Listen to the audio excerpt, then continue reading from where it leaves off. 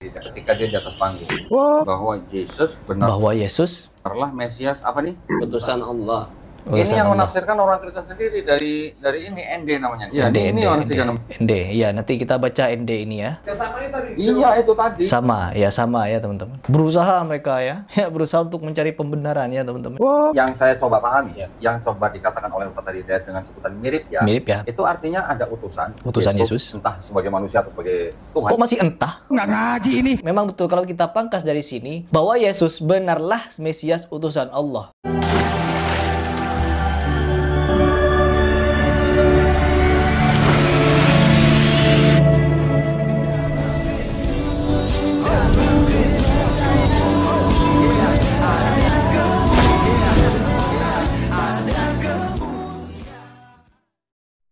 Salam Elechem Bisem Yeshua HaMashiach. Salam sejahtera dalam nama Tuhan Yesus Kristus untuk kita semua. Teman-teman sekalian, pada kesempatan kali ini kita akan membahas satu video daripada Harry Pras ya. Ini video short, bukan video original ya, tapi ini adalah sebuah potongan videonya. Dan menarik saya menanggapin karena di situ ada video Donditan ya.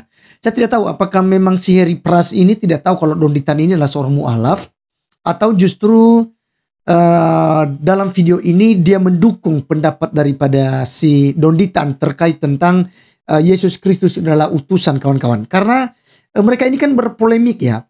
Jadi jangankan saja mereka berpolemik terhadap iman kekristenan, dalam iman mereka sendiri saja berpolemik, kawan-kawan. Ya, satu dengan yang lain mereka saling itu ya. Tetapi mereka sibuk justru mengurus tentang kekristenan kita. Dan saya kali ini akan membahas terkait tentang ayat yang diangkat dalam video tersebut dan termasuk tentang Harry Pras ini. Saya tidak tahu apakah dia sengaja untuk membahas tentang kekristenan ya, karena di situ Yesus Kristus adalah utusan Allah dan gambar perwujudan Allah ya di muka bumi, dan apakah dia keberatan dalam hal itu atau bagaimana, nanti kita akan bahas bersama-sama. Tapi sebelumnya seperti biasa kita simak videonya terlebih dahulu berikut ini. Saya paham pemikirannya Ustaz tadi ketika dia di atas panggung bahwa Yesus benarlah Mesias apa nih? Utusan Allah. Ini yang menafsirkan orang Kristen sendiri dari ini ND namanya. Ya, ini Yohanes 3:6. ND. Ya, nanti kita baca ND ini ya. Iya, itu tadi. Sama ya teman-teman. Berusaha mereka ya, berusaha untuk mencari pembenaran ya teman-teman. Yang saya coba pahami ya, yang coba dikatakan oleh Ustaz tadi dengan sebutan mirip ya. Itu artinya ada utusan Yesus, entah sebagai manusia atau sebagai Tuhan. Kok masih entah? Nggak ngaji ini. Memang betul kalau kita pangkas dari sini bahwa Yesus benarlah Mesias utusan Allah. Kalau diputus ya ada kemiripan. Tapi kalau dilanjut gak mirip sama sekali, teman-teman. Coba kita baca kelanjutannya. Dan dia sendiri perwujudan Allah. Yesus sebagai Mesias diutus Allah ke muka bumi lalu berwujud Allah di bumi. Apa iya di dalam Al-Quran Mesias atau Isa itu adalah berwujud Allah, utusan Allah lalu berwujud Allah? Coba jawab. Saya paham. Oke, teman-teman sekalian, itulah video yang kita sudah saksikan bersama dari video short daripada Harry Pras, kawan-kawan. Dan kita tahu bahwa Harry Pras ini ya bukan seorang tokoh agama. Dia ini adalah seorang guru silat ya, kawan-kawannya. Dan saya tidak tahu kenapa kemudian ya, dulu tuh saya suka nonton konten dia itu ya. Dia bikin video-video pendek begitu ya terkait tentang karate, silat ya begitu ya. Tetapi makin kesini itu channelnya mulai berkembang dan lebih fokus ya, lebih hari-harinya itu lebih fokus untuk menanggapin soal agama. Dan bukan hanya saja agama Islam ya dikomentarinya, ceramah-ceramah Habib ya, terutama sama Ba'ar Smith ya, dia kurang cocok begitu, kawan-kawan. Tapi saya melihat juga kekristenan juga pun diganggu oleh dia gitu ya, mencoba untuk masuk di dalam nilai-nilai keimanan dalam kekristenan. Tapi no problem, sebenarnya sah-sah saja, kawan-kawan, jika hal itu dibalik lalu mereka terima dan tidak keberatan jika kita mengomentari Muhammad, mengomentari Allah Subhanahu wa taala dan juga Al-Qur'annya. Kan gitu ya. Jadi sebenarnya kalau mereka mau mencari-cari kesalahan Alkitab silakan saja ya. Nah, teman-teman, dalam video itu ada Donditan yang sedang berbicara terkait tentang Ustadz Hidayat terkait utusan Allah ya. Sehingga mereka merujuk di dalam sebuah tafsiran ya, dalam Yohanes 3 ayat yang ke-16. Saya, teman-teman sekalian, bacakan kepada kita, dikatakan Karena begitu besar kasih Allah ke dunia ini, sehingga ia telah mengaruniakan anaknya yang tunggal. Supaya setiap orang yang percaya kepadanya tidak binasa, melainkan beroleh hidup yang kekal. Nah teman-teman sekalian, ada menarik bahwa si Harry Prush ini seakan-akan Doditan ini seorang Kristen. Saya melihat narasinya itu seakan-akan menuduh Doditan ini sebagai seorang Kristen yang memaksakan bahwa ayat ini ya itu benar, makanya dikatakan mereka berusaha mencari pembenaran. Nah, teman-teman sekalian tidak tahu, Doditan itu kan sedang memojokkan iman kekristenan dengan menyepitkan sebuah pemahaman bahwa Yesus ini kan hanya utusan, ya kan, bukan Allah. Dan itu dipertegas oleh Harry Prush juga bahwa ya apakah iya Yesus Kristus yang adalah Mesias itu adalah perwujudan Allah di muka bumi ini.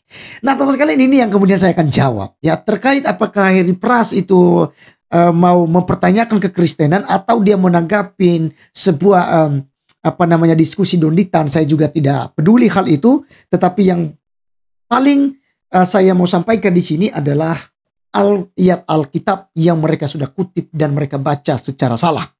Jadi saya mau sampaikan teman-teman sekalian, Yesus Kristus ini adalah Allah sejak semula.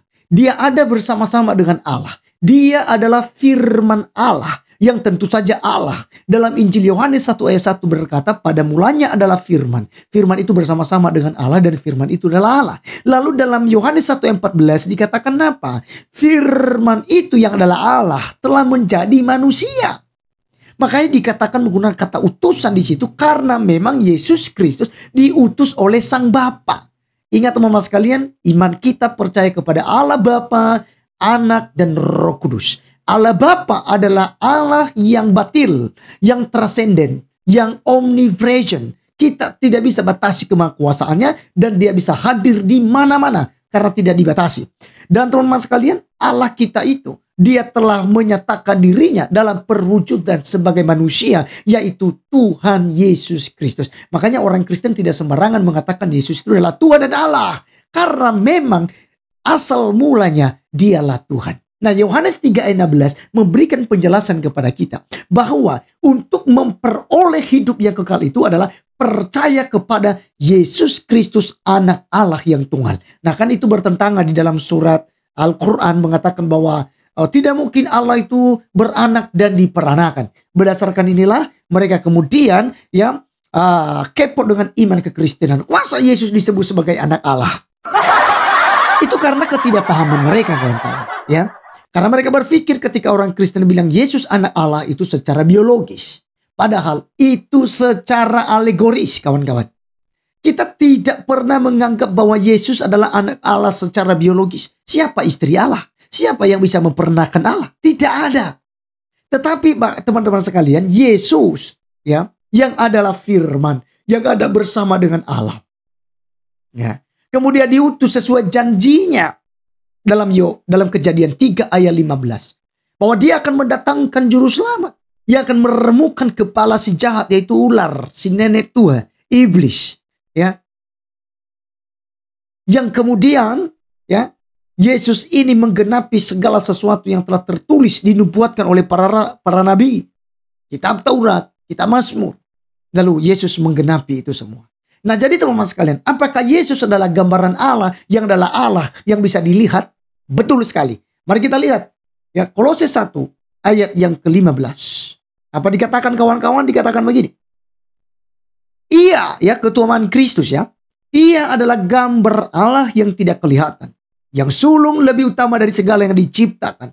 Karena di dalam dialah telah diciptakan segala sesuatu yang ada di sorga dan yang ada di bumi, yang kelihatan dan yang tidak kelihatan, baik singgasana maupun kerajaan, baik pemerintah maupun penguasa, segala sesuatu diciptakan oleh Dia dan untuk Dia. Ia adalah terlebih dahulu dari segala sesuatu dan segala sesuatu ada di dalam Dia. Jadi di sini menjelaskan kepada kita, Yesus Kristus yang adalah Allah ini, Dialah yang menciptakan segala sesuatunya. Yohanes 1 ayat 3 juga berkata demikian.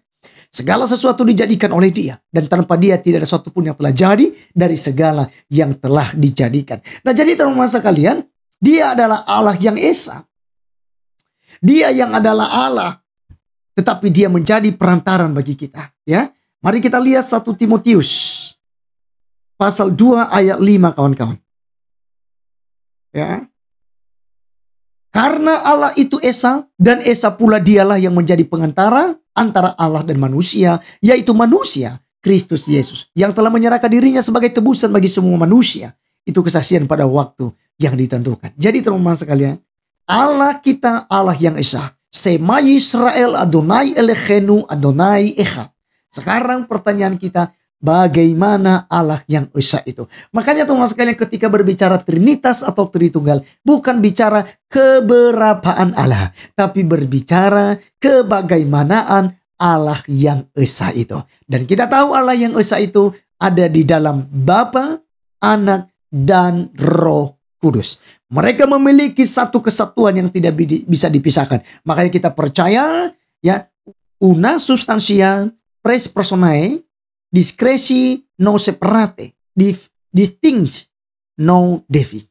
Jadi di sini Allah yang kita sembah memiliki 3 pribadi dalam dalam satu hakikat. 3 pribadi atau 3 entitas dalam satu hakikat, atau 3 hipotesis dalam satu hakikat. Apa hipotesisnya? Yaitu Bapa, Anak, dan Roh Kudus. Apa hakikatnya yang satu? Yaitu keilahiannya.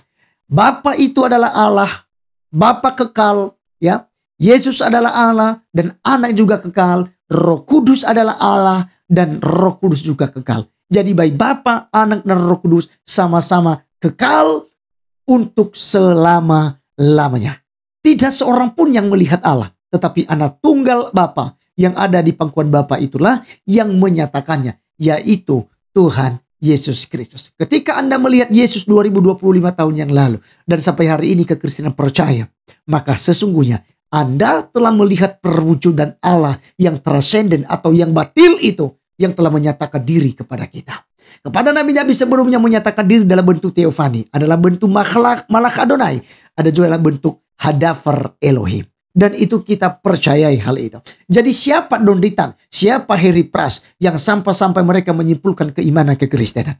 Oleh karenanya teman-teman sekalian, ya, mari tetap belajar supaya kita tidak mudah disesatkan oleh para pengajar-pengajar dan nabi-nabi palsu di akhir zaman ini. Saya Arif Gule undur diri. Sampai ketemu di video berikutnya. God bless you all. Shalom.